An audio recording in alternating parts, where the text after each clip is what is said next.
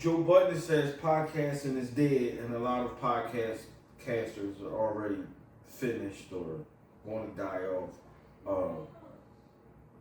The internet reacted to it. I asked you first. You had your own thoughts on it, so I wanted to ask you how you felt about.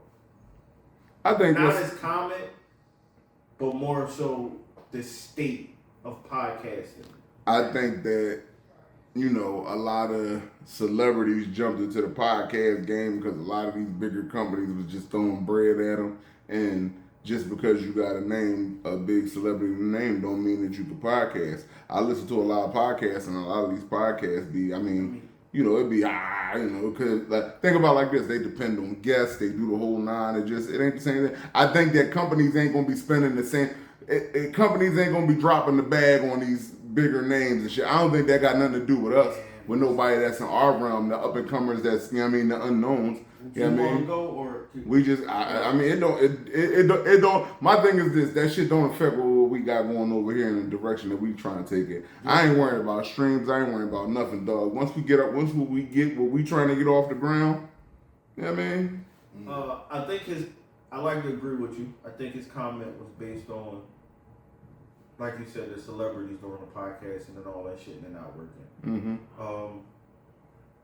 My other take on that shit is, I think it's different from when a regular, everyday working person, or just somebody say, I'm a content creator, I'm a podcaster to start a podcast and build it up, versus somebody that already has fame and they start a podcast. See, here's the thing. Them niggas coming famous and they got a built-in audience already. Right. That don't mean that somebody gonna come listen to it because it's good. I don't even look at it. It might not be good. I don't even, like, me. For us, we starting from the ground up, building or following that tunes in every week. Yeah. So regardless of who other podcasts stop doing, whatever companies not cutting checks, we're building a legit fan base and it's showing. You go on our YouTube joints every week, it's some new subscribers on there. You go on our fucking Instagram, our Facebook, the views is either consistent or growing. So I mean, I think ours don't pertain to us. I just feel like for us,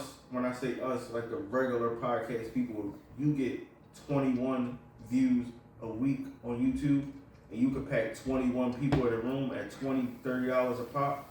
I feel like I'll take the short money.